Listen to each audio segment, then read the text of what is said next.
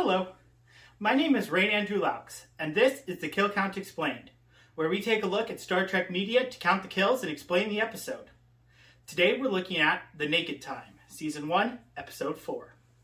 We begin the episode orbiting Psi 2000, a planet about to be disintegrated. The mission is to pick up a scientific group on the planet and study its breakdown. Spock and a blue shirt beam down to the planet and find the room has frozen solid. There are two dead bodies immediately visible, one male and one female, with the female having been strangled. The blue shirt tells Spock there are 4 frozen just like her, so we'll add 5 to the kill count. The blue shirt decided to take his glove off while on the planet, and some red liquid made its way to his hand, unbeknownst to him. They then beam back to the ship, and Scotty attempts to decontaminate them. They found that life support had been turned off by the scientists and that they were frozen like they didn't even care what was happening.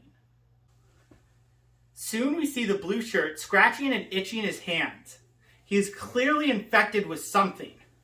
In a briefing room, we learn that the Enterprise must maintain a critically tight orbit to study the planet's breakup. In the mess hall, we see the blue shirt acting strange, as if he's irritated both mentally and physically. He then pulls a knife on Sulu before turning it on himself. Sulu and another crewman tackle him and discover the red liquid is now on them. We now see the crewman and Sulu exhibiting symptoms that the blue shirt had already exhibited.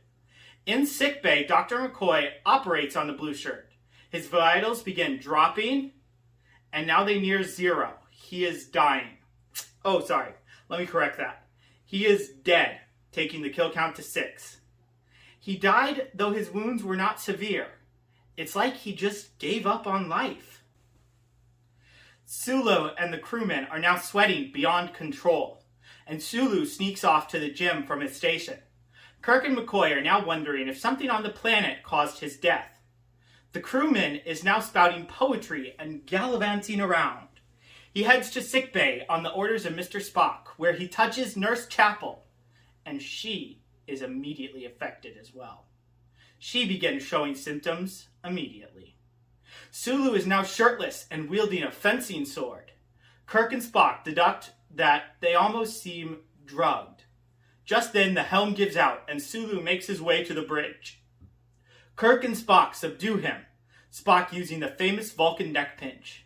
The engine room is no longer under the control of Scotty, though, but the crewman has control and has taken the engines offline.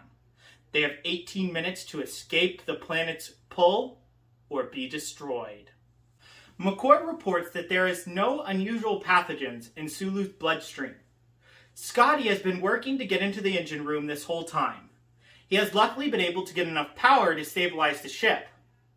They are now using a phaser to cut into the engine room. Crewmates are acting crazy, writing things on the walls and singing in the hallways. This whole time, the crewman has been singing Kathleen on the ship's intercom, driving those not infected crazy. Spock arrives in sickbay and is infected by Nurse Chapel. Scotty is now cut into the wall with the phaser. They make their way in and take back control of the engine room. Spock is now crying alone in a room and attempting to regain control of his emotions. They are almost out of time.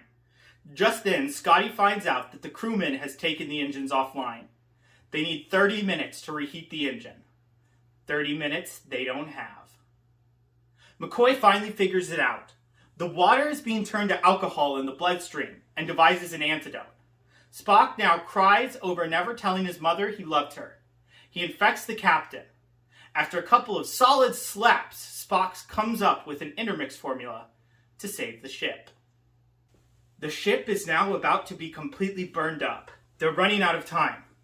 Scotty and Spock are working together to implement the formula, but they have to risk it because they do not have enough time. Suddenly, a horrendous noise causes everyone to become incapacitated, but they have already pulled out of the planet's gravitational pull. But they're now headed backwards in time? They reverse powers slowly and rejoin the normal time stream, though 3 days in the past. Well, that's it for this Kill Count Explained. In total, there were 6 kills, 1 female, and 5 males. I hope you enjoyed my kill count for the naked time, and you can look forward to many more to come. Live long and prosper.